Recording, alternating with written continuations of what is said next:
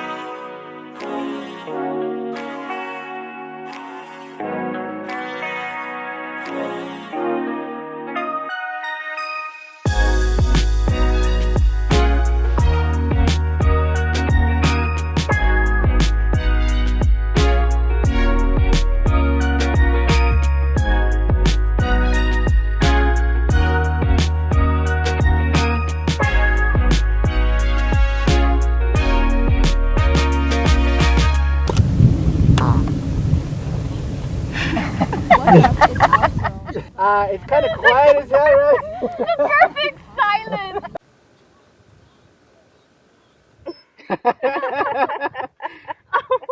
You got this, Ryan? And then I was going to transfer out. Obviously, I have to, right? Yeah. But like you want to do your own thing. Yes. You can, like, if you need to smack me in nuts. I felt one right here I in my see eye. him. I see him. Do you really? That's Yeah. crazy. Like welcome. Yeah.